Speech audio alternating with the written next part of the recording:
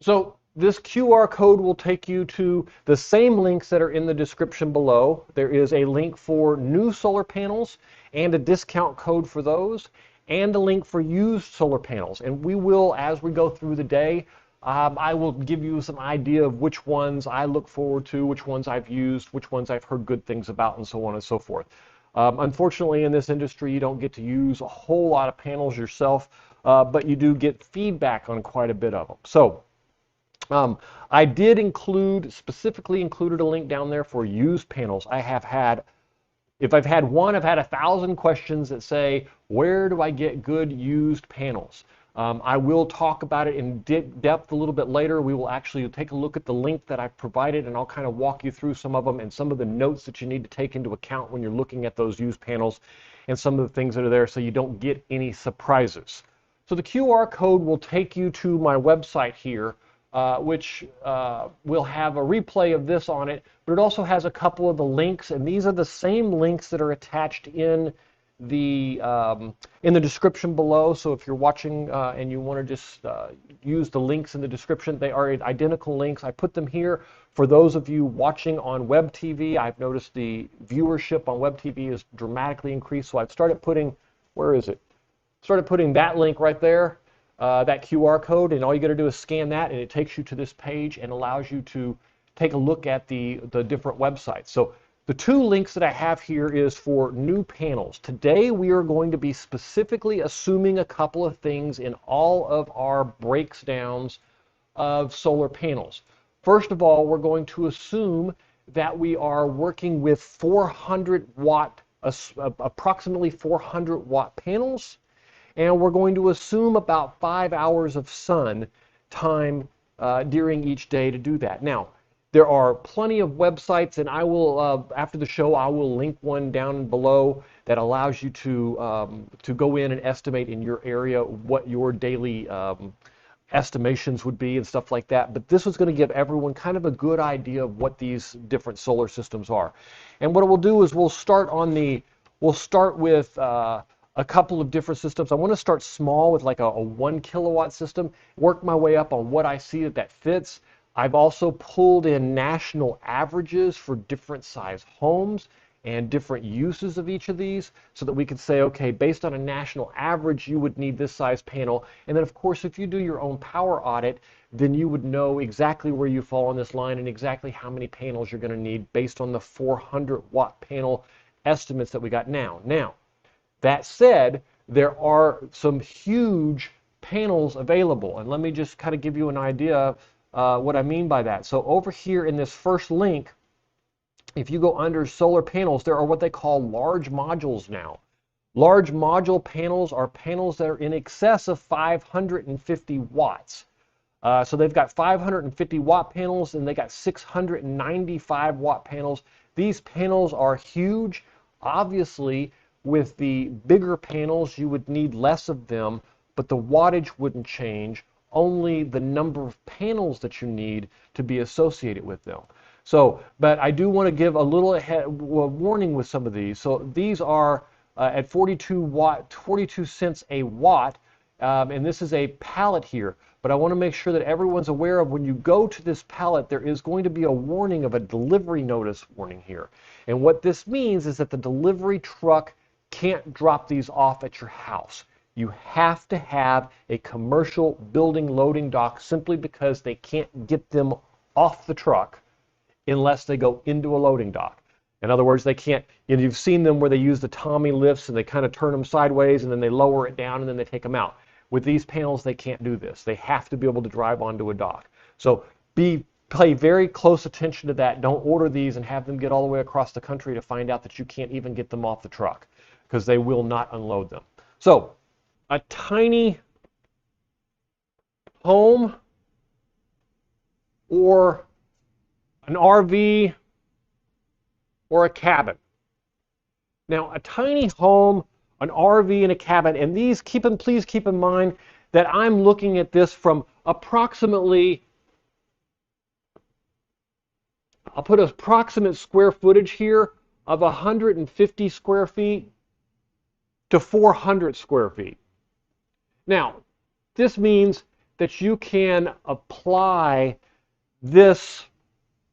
This means that you can apply this to pretty much anything that's in this range of square footage between 150 and 400. The names over here are just suggesting if you've got a small RV that's, a couple hundred square feet, or a small cabin that's a couple hundred small feet, or a really small house maybe in a condo, or not even a condo, in a townhome or something along those lines, this would be where you would kind of fill in and see that you would fall into. Now, what you would need for this, and I'm recommending somewhere between 1 to 2 kilowatts of solar panels. Now, what does this mean? So if we're working with a 4 kilowatt, let me try that again. If we're working with a 400 watt solar panel, this would mean that you would need, for the 1 kilowatt, you would need 3 panels, and for the 2,000 kilowatt, you would need 5 panels. This will bring in, for 1 kilowatt to 2 kilowatts, somewhere between, and these are estimates based on national averages of solar panel production with a standard configuration on these. And this will vary based on shading.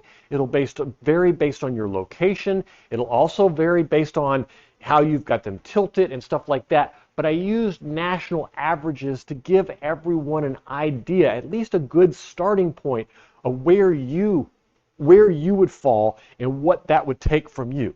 These can produce on the small side, on the 1 kilowatt side, and let's just talk about 1 kilowatt first. So you have the 1 kilowatt for the 3 panels at 400 watts, and you're going to produce somewhere in the range of about 5 kilowatt hours of energy from these panels each day. The 2 kilowatt size, it's going to produce around 10 kilowatts, which math would tell you it'd be twice as many panels, you'd have twice as much energy. So the one thing here to recognize is kilowatt and kilowatt hours, and I just want to briefly go over this. So kilowatts is power, meaning if I have a solar panel that's producing 400 watts of power, it's producing it all the time, constantly as it goes along. But if it produces exactly 400 kilowatts of power for 1 hour, that would be a kilowatt hour equals energy. And energy is basically a stored amount of power. So it's stored over a period of time. Now, we talk about kilowatts in the hour sense, but you can divide this in any way. So if you're producing a kilowatt, 1 kilowatt of power for an hour straight, then you can actually use half of that energy over a 2-hour period, or a quarter of that energy over a 4-hour period, or twice that energy over a half an hour period.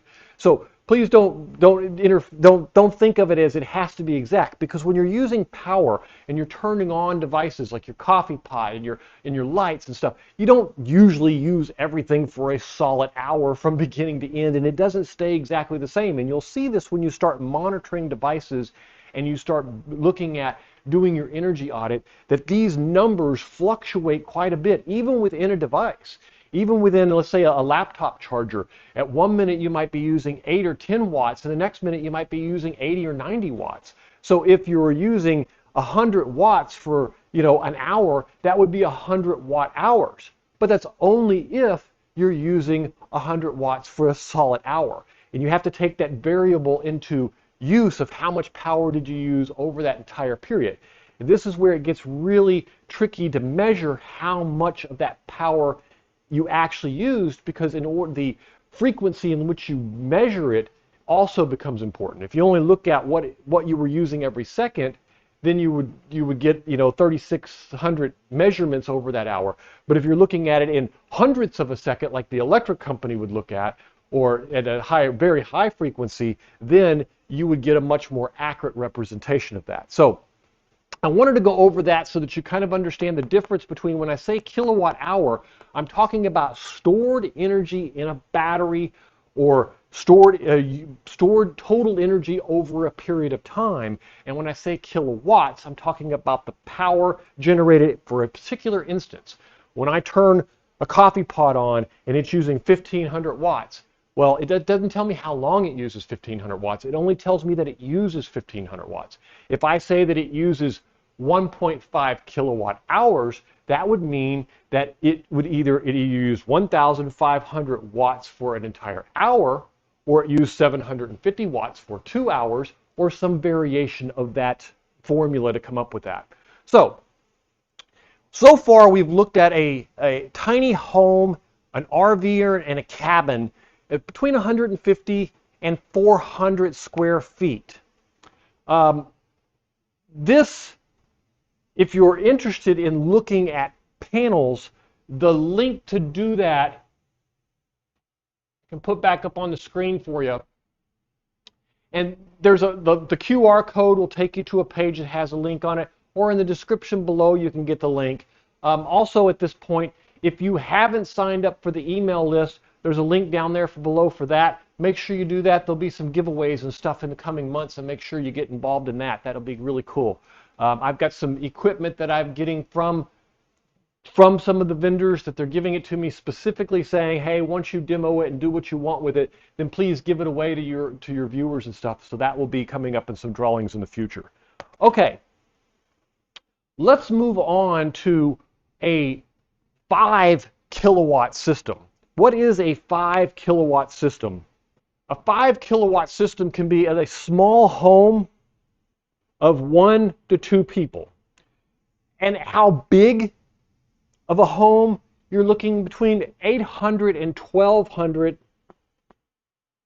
square feet. Now, I'm going to stress this again. These are using national averages. They are not absolutes. Some people have, take multiple showers in a single day, use a lot more hot water, use their dishwasher a whole lot more, have a bunch of guests over, whatever the case may be where you're using it, turn your air conditioner down lower, you're in a hotter environment, you're in a cooler environment, you're using more heat, you're using more cool. So please keep in mind these are based on national averages. They're not going to handle you in the extremes of like here in Florida where we use the air conditioner a whole lot more, and they're not going to handle you up in Canada where of course you're going to be using the heater a whole lot more. And those, we're talking more of national averages. So I know I'm going to get some complaints about, well, I have a 900 square foot house and I use 3 times that, or I use half of that. That is going to happen. And if you've done the audit on what you use specifically, then you'll be able to just use the size, or your use, and put it into this thing of what you're actually generating. So if you know that you're generating, you're using 7 kilowatt hours a day, then you can go and fall right into this category and know that you need to be somewhere between 1 and 2 kilowatts of solar panels. And then it just becomes a question of, does the 1 or 2 kilowatts of solar panels in your area generate that amount? And that's using a national average also based on your environment. So we need to look at the little bit more details there. Okay, so this small home at 800 to 1200 square feet, the size that I would recommend for this is the 5 kilowatts of solar panels. Now, how many solar panels is 5 kilowatts? And usually this is a fairly simple mathematical calculation. You've got 5,000 watts divided by 400 panels, which obviously brings you to the 12, I think it's 12, 5,000 divided by,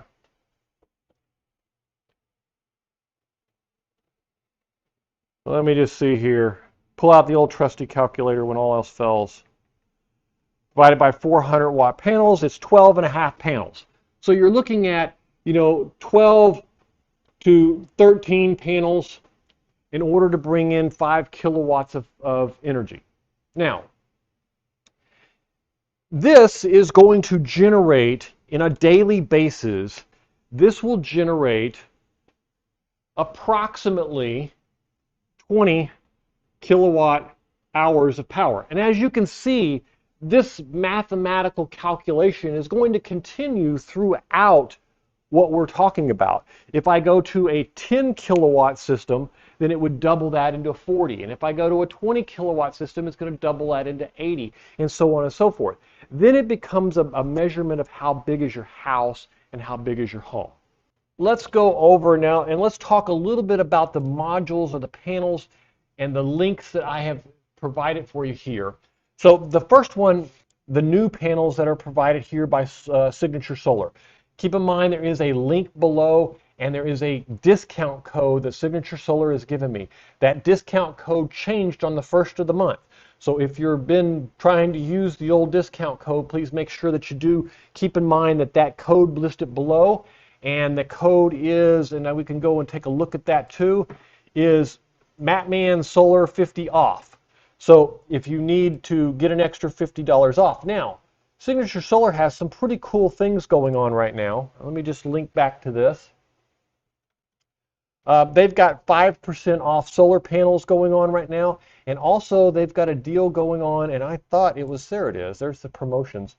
5% off a site, and they think they have, I thought they had a deal for free shipping over a certain amount. There it is, $50 flat rate shipping for orders over $6,000.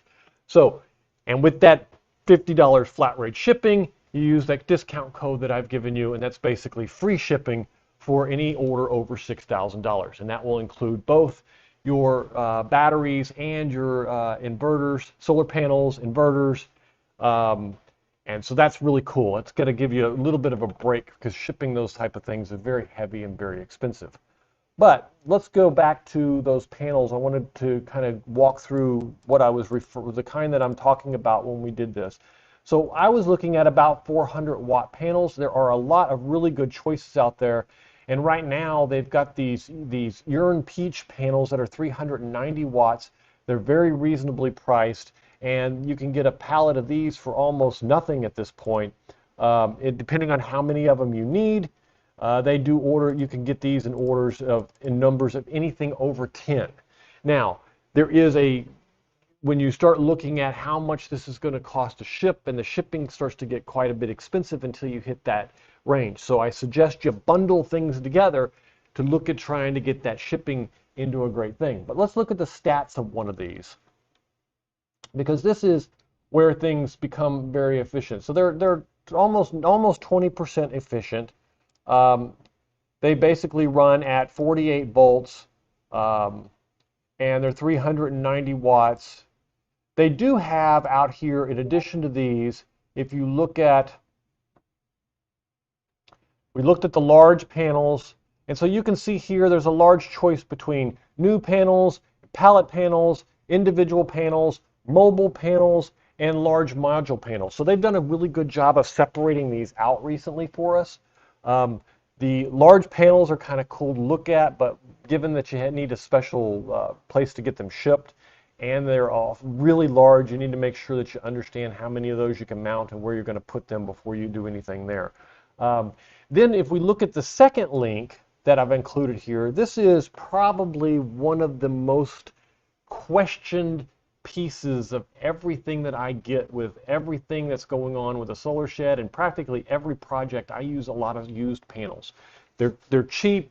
I can move them around. I don't have to worry about anything getting broken, and they still produce relatively well, knowing that most panels only have a 0.5% to 1% degradation per year. So even 10-year-old panels are less than 10% degraded. So not much of a big deal there. But if you look at this link here, the interesting thing about this link is that it will take you to a broken link. That's not good. It should take you here, and if that link is truly broken, then I will, there it goes. It's just broken for a few seconds. It should take you here to Santan Solar, and in Santan Solar, they carry a wide range of used panels. Now, I do want to just make sure that you understand when we're talking about used panels, there is a variety of used panels that they provide. They provide used panels that sometimes have flaws in them. sometimes have very cosmetic flaws in them, and sometimes have others. But they are very upfront about it, but you need to pay attention when you're ordering used panels. Keep in mind you're not ordering new panels, and sometimes they do have issues with them that may or may not be of interest to you. So let's just take a look at a few of them and kind of give you an idea of what I mean by that. All right, so let's start off with taking a look at what we have here. What we have here for used panels, they've got some SGG series 250 watt 60 cell poly solar panels with green bus bars. So the thing to remember here is that this is I'm assuming this is and you can always make sure you talk to them if you have problems. I'm assuming that the green bus bar means that there was a manufacturing problem and the black coloring didn't make it on them, and they've got green bus bars instead. But you can see that this is $625 for 25 panels, meaning these are $25 panels. So I hear people ask me all the time, where did you get the $15 panels?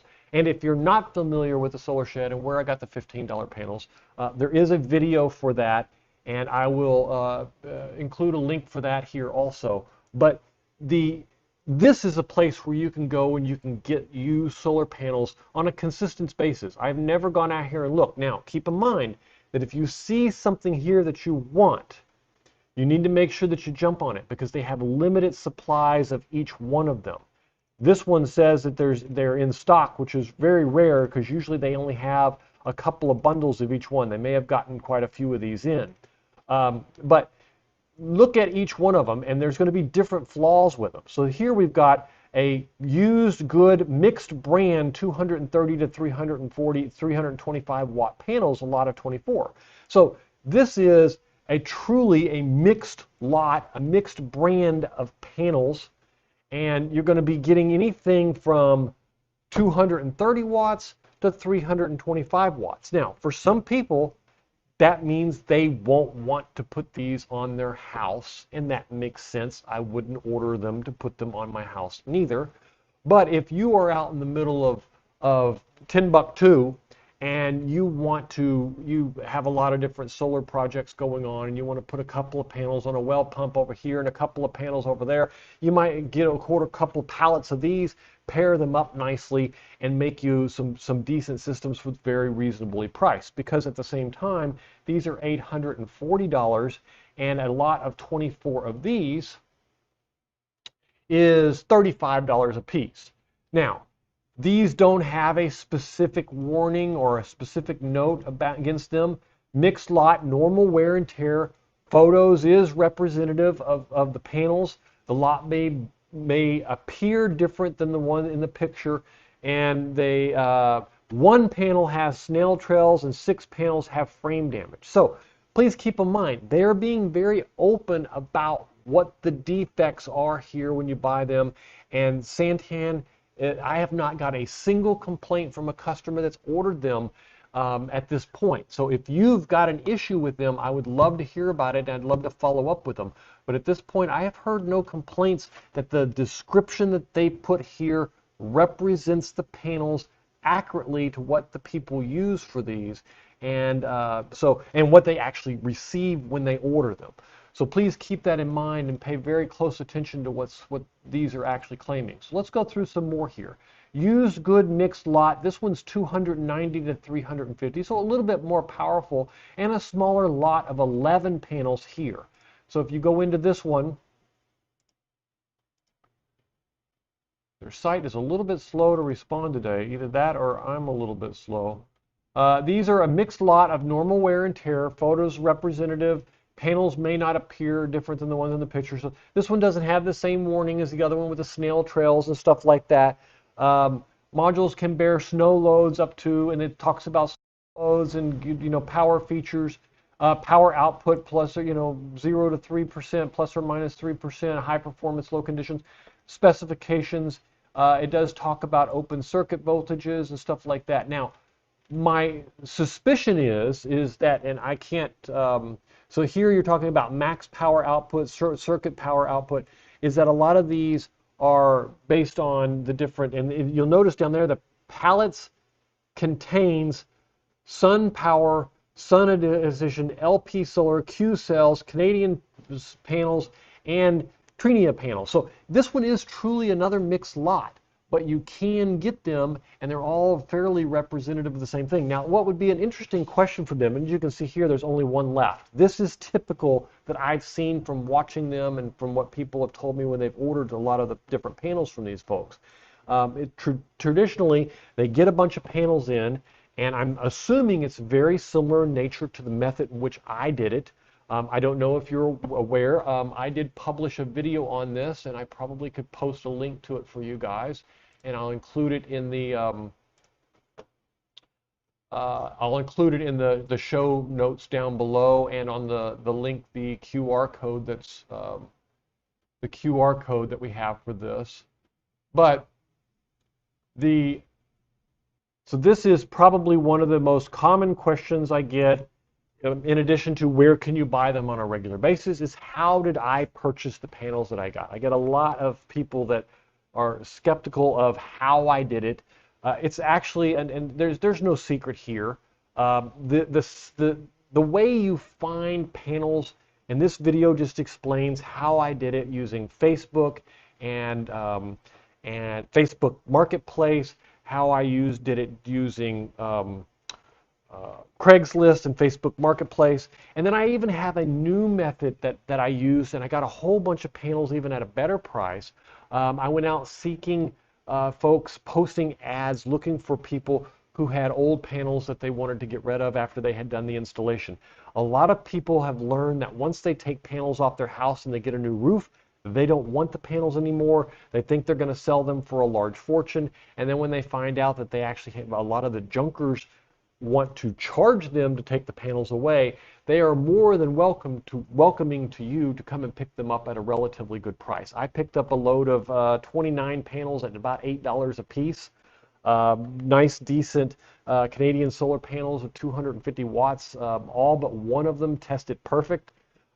Came with micro inverters and the whole shebang. I ended up selling the micro inverters separately, but the point is there isn't really a hardcore. What do you want to say? There isn't really a hardcore. There isn't. What am I trying to say? There isn't a hardcore way to go out and get these unless you use something like Santian Solar that you can just go and pick them up. But if you've got the time and the patience to go fishing through the websites and marketplace and watch for them. Now keep in mind, these panels don't stay there for very long. The ones I bought for $15 was a solar farm. And he had, when I went, it was like the second day that he had the ad listed. And when I went, he had over 3,000 panels. And 3 days after I purchased mine and picked them up, they were gone. So these type of deals, they don't stick around long. If you snooze, you lose. And so my suggestion is that you watch the video. It'll kind of give you an idea of how I did it. But like I said, there is no secret here. It's persistence and just sticking with it and keeping to it. Okay. And we're going to look at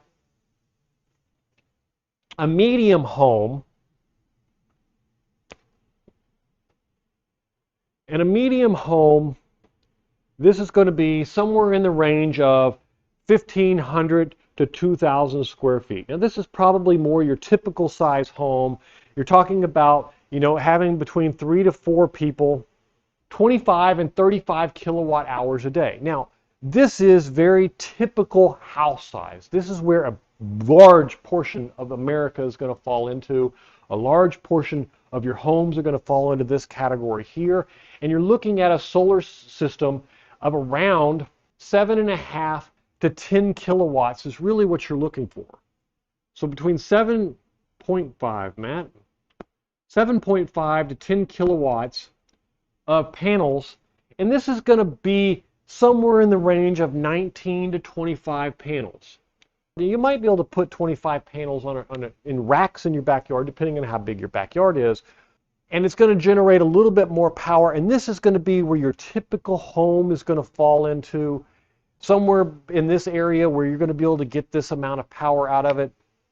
A large home being a little bit bigger at 2,500 to 3,500. My writing is getting very sloppy as the day goes by here. A larger home being 2,500 to 3,500 is going to get you in a system that's between 12 and 15K, 12.5 and 15 kilowatts of solar panels. You can see here that this system is going to get you up into a much higher size. Now, got a real life example. This happens at system sizes this big quite frequently. They do what they call over-paneling. Now, let me explain what that means. You're basing your production here based on a full input of all of these panels, but during the day, when you talk about the day, let's say the sun comes up at, let's say, 7 a.m., and it goes down at, let's say, 6 p.m., during the day, the sun is going to go up and back down. This is the peak of your power. This is where, if you have 12.5 kilowatts, this is where you're going to get 12.5 kilowatts of power out of these panels. But you're not going to get this throughout the whole day. So what ends up happening is a lot of installers will recommend that you go with a little cheaper inverter, and they'll only put in a 10 kilowatt inverter. So this means that when the solar panels hit, let's say at this point and this point, when it hits, let's say 12 o'clock noon and to 1 p.m. noon, from this time to this time, it's going to be maxed out because it just trims off this extra stuff up here, and this all gets lost. Now, a lot of people say that all gets lost, and I don't want it to get lost. I want the 12 kilowatt inverter, and that's okay. And a lot of the times, the losses are worth less than the actual cost of the inverter. Keeping in mind that there are different regulations in different states. I know here in Florida, once your system goes over 10 kilowatts, the actual installation gets more expensive because the permitting is different and a lot of things change. So this is one of the ways that they allow you to collect that maximum data, because if you only had the 10 kilowatt, then your production graph would look more like this, and you would generate less power all day long, as opposed to just that one little chunk right there in the middle where you're at peak efficiency. So this is why you'll see some of these systems, when you start getting into this, the amount of power generated is different from the actual amount of panels that you have. And a lot of people try to say, okay, I got 12.5 kilowatt hours. Now, I used an average, I believe for all of my statistics, it was an daily average of 4 to 5 hours, sun hours a day. Now, what do I mean by a sun hour? A sun hour is, if you took all of this and averaged it out, there would be a 4 to 5 hour window here in the middle where you get the full production. You don't actually get the full production except at that one little point in the middle of the day. But you could call what we call sun hours, meaning you're going to get an average of this amount for that amount of hours every day. This, of course, is affected by clouds. It's affected by rain. It's definitely affected by snow being on your panels. It's affected by temperature outside. The hotter it is, believe it or not, the worse the panels do. The cooler it is, the better the panels do. As a matter of fact, a lot of adjustments have to be made within these panels to accommodate the higher voltages that come along with cold weather. So that's another thing that these installers have to do. But we're looking at the medium home and the large homes and the different sizes here, and the panels that are the power that these panels need to generate to come up with a number of panels that come around and how much power these houses are going to be using. So this one, the estimates that I've got here are somewhere between 32 and 38 panels. So as you can see, the average usage starts to go up. Now, I have noticed that I live in Florida, so my average usage is higher than this. I have seen peaks in May where my 12.5 kilowatt system that is running on a 10 kilowatt inverter can produce 70 kilowatt hours in a day. Peak. But I've also seen the opposite, where you take that 70 kilowatts that you have here, and in the winter it may only generate 30 or 35. So you have to take the good with the bad. And that's the benefit of having batteries or having net metering. A whole other subject. Basically, net metering comes down to you're using the electricity company as a battery. You give it the extra power during the day that you generate, and you can use it later on in the evening when you don't have powers. I lean towards what they call an off-grid system, which is I take that power and I store it in a battery, and then I come back to that power and use it myself later out of the battery. I find that more productive for me than doing it the other way around. But this is all perception. It's all up to you what you want to do, especially if you're looking at getting someone to install it. Just keep in mind that if you're getting someone to install a system for you and you're doing homework to find out how big of a system do you need, are they exaggerating? Because a lot of them will. When you start asking questions, I can remember when I had mine installed on my house, I talked to my wife about it, and I was telling her, I was saying, I am going to call a bunch of different solar companies and I'm going to have them coming in. And as soon as one of them lies to me, I'm just going to tell them get out. And it took me about 6 of them because they think that nobody knows what they're talking about, that they can tell you all kinds of crazy stuff. You wouldn't believe some of the lies that these things have. So if you have questions about a solar system, or if you have those type of issues that you're looking at investigating, even if you're not doing a DIY yourself, and you're talking to companies about coming in and setting up the solar panels, how many panels are going to do? What kind of panels are they? What is the wattage? Are they going to have microinverters? Are you going to have a battery system? One of the big questions, are you going to have power when the electricity goes out from the power company? And I can tell you that a lot of them will fib and say things like, well, yeah, but you can handle that when the power goes out, it's only for a few minutes. If they don't put a battery in, you don't have power just like everyone else. And so those are the kind of things that you really need to pay attention. But knowing the number of panels and the size of the system that you have, look at most people without doing a real audit. You can look at your electric bill and you can see how many kilowatts hours a month, and being kilowatt hours meaning how much energy over the whole month did you use. And you can now know that if I'm using X number of kilowatts a month, what these will actually generate on a daily basis. Now, keep in mind, if it's generating it during a 4, 5, 6 hour window in the middle of a day, and you're not storing it, then you don't have it for the rest of the day. So you may have a whole abundance of electricity during the day. And net metering deals, meaning you use the electric company as a battery, are not always what they cracked up to be. And let me give you an example of what I mean by that.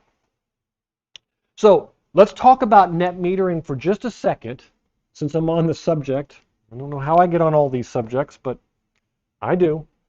So on a net metering basically means it's the net of what comes of your usage is what you get billed for. So you use 100 kilowatts of power from 100 kilowatt hours of power from the electric company. You use it, and let's say you're this house here, and so for 5 days at 20 kilowatt hours, you've used 100 kilowatt hours. That's what the electric company would bill you for. On a net metering, what would happen is during the day, while your solar system is generating, it would be putting back the power. It would cover all of your usages first. So if, let's say, your air conditioner and everything's running and you're currently pulling, let's say, 2 kilowatts of power and you're generating 3 kilowatts of power, then what it's going to do is it's going to send that extra 1 kilowatt to the electric company to cut this down. And what's going to end up happening is the net difference is what you pay. I used 100, I made 85, therefore I only owe for 15. Now, net metering gets very complicated in that's what goes back and forth between the electric company, not what happens within your home. So if you generate the power within your home and you use the power within your home, it ends there and they're unaware of it. There's no cost for it. Now, in net metering, most states, some you can get better deals, and we'll talk about that. In most states, there is a cost to the give and the take. Of course, the electric company does nothing for free. And here's what I say. So 15 cents a kilowatt hour here in Florida is what we pay. So if I use 1,000 kilowatt hours from the electric company, then I'm going to pay $150 electric bill. Now, if I only net metered 1,000, I still will pay 150 from the electric company. But let's say that I generated 5,000, I used 4,000, and I sent 1,000 to the electric company, and then I used 1,000 later from the electric company. This is where the catch-22 comes in. When I give them a kilowatt, they give me a credit, and they may credit me a small portion of the 15 cents that they're going to charge me. So let's say that they say, okay, for every kilowatt that you give us, we're going to give you 10 cents. And for every kilowatt that you use, we're going to charge you 15 cents. That means that just because I give you 1,000 and I use 1,000, yes, we have a net zero of usage, and some net metering contracts will read that way. I happen to be lucky. I'm in Florida, and we do have a net metering. It reads like that reads like for every one that I give them, I get one back. Now, at the end of the year, if there's a surplus and they pay me a fraction of the price of the extra. So let's say at the end of the year I have an extra 1,000 kilowatt hours. They're going to like, okay, we're only going to give you 3 cents for every extra kilowatt hour, and so I would get a $30 credit at the end of the year. Okay, that at least is legitimate from day to day. If I generate some extra during the day, I can use it at night, and there's no cost to me. What's frustrating is when you generate it during the day, and they give you a 10-cent credit, and then you use it at night, and it costs you 15 cents. And you end up paying 5 cents a kilowatt for your own electricity because you didn't store it. That's when a battery becomes significantly important. So what happens, and that's what I meant by, think of the meter from the electric company. Think of the meter from the electric company as the gate. And it measures everything coming in and everything going out. But what happens on the house side completely is your business and doesn't count. So that means if you generate all the electricity that you need for the whole month and you never use anything from the electric company, then they don't bill you for any electricity. Now they may bill you a minimum connection fee to keep the wire connected to your house in case you need it. I think mine here in Florida is $28. Basically, I get a $28 bill every month and have since the time I got my solar installed. But so everything needs to happen behind that wall. That's the importance of having either a net zero account that truly does give back exactly 1 for 1, or generating enough to where the extra that you're going to pay is if they're going to give you, let's say, 66% of it, then you could generate 3 kilowatts and you could use 2 and it still costs you nothing. Or you store it in a battery and use it yourself later. If you store 50 kilowatts during the day and you use 40 every night, then it's going to cost you nothing to have your electric because you store it and keep it that way. So this is kind of the complication that comes with all of this math here, is that you've got to figure out how much of it can you store versus how much of it you're going to use. Does the electric company have net metering? Not to mention the net metering and getting to where you can go put it back on the grid requires contracts with the electric company for the net metering. It requires special equipment that they've approved. It requires special permitting. It requires special inspections and a whole bunch of extra regulations on top of it. And on top of that, even some of the independent installations, the DIY installations, do require some of that, depending on your jurisdiction. So please check in your jurisdiction what qualifies and what don't. But suffice to say, an off-grid system that stores your energy and then you use your own energy and then you use the grid as just a backup is usually significantly more cost-effective and less headaches to work with the electric company. Okay, so looking at the difference between the net metering, it doesn't change the size of the solar system as much as it changes how you use the power that's coming and going. Because if you don't have a way to store the power that you generate during that peak time during the day, then you basically have nothing. Electricity is not like electricity is like rain. If you don't have a bucket to catch the rain, you still have nothing to drink in the middle of the night.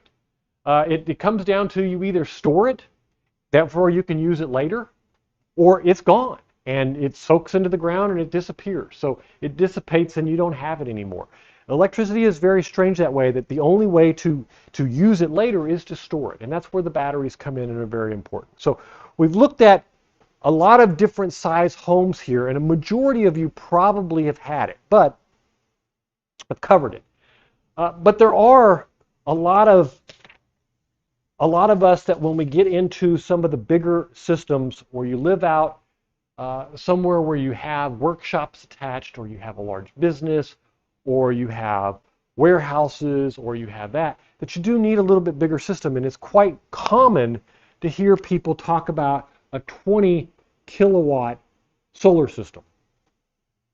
So 20 kilowatt solar system can generate up to 100 kilowatt hours a day.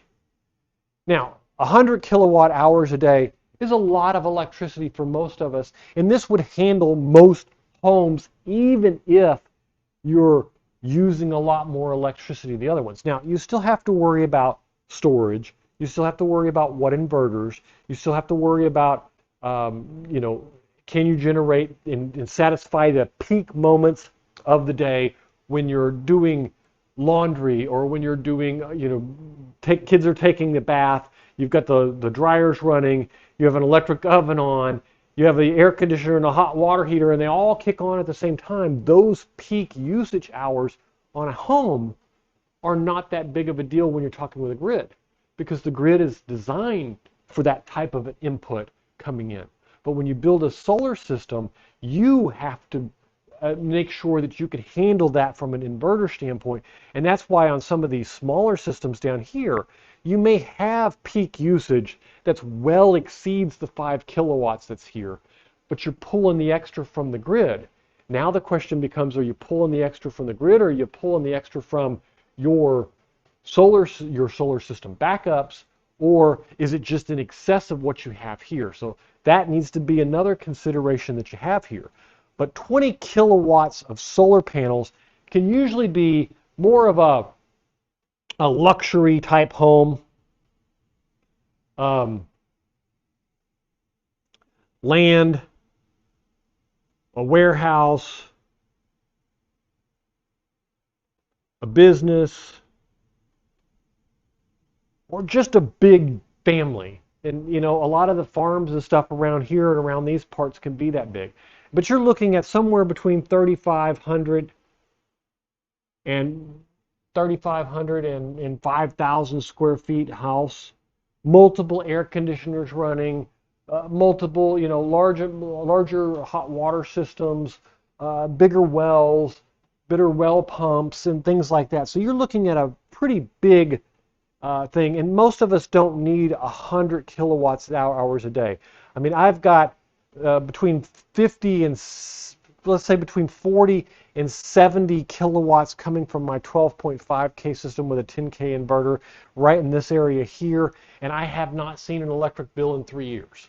It has been zeroed completely down to that base $28 fee that you see here. So, and now keeping in mind, I'm in Florida, and instead of the typical 4 to 5 hours of sun hours a day, I may get 6 sun hours a day. So mine may overperform from someone who's in Minnesota or somewhere where it's rainy a lot of the times of the year, which does feel like it's been rainy here quite a bit lately also, but not anywhere near as much as in Seattle or Washington or up in Canada or something like that, where you have much harsher. The other things you got to keep in mind is, in addition to the days going up where you're generating that peak amount during the peak of the day, and you have that window of time where you can generate it, the same thing's true for that time of year. And the further north you are, the more dramatic it can be. Now, you have some other advantages that we don't have. For example, I have longer, more sun during the winter than you have, but you also have cooler temperatures. And as I said before, solar panels tend to perform better in cooler weather than they do in hot weather. Believe it or not, they're based on light, not on heat. So this system would be very, very big. Now you're looking at the number of solar panels here is somewhere between 45 and 60. So how you arrange a 60, I mean, this is 4 dozen, 48 panels is 4 dozen panels.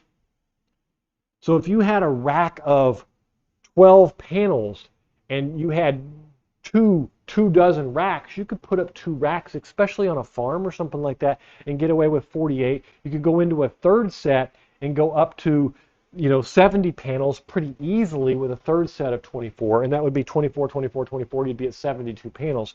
So you could easily get to this with the racks that are out there, and you will find a lot of those racks also, and I think I probably could show you that here on...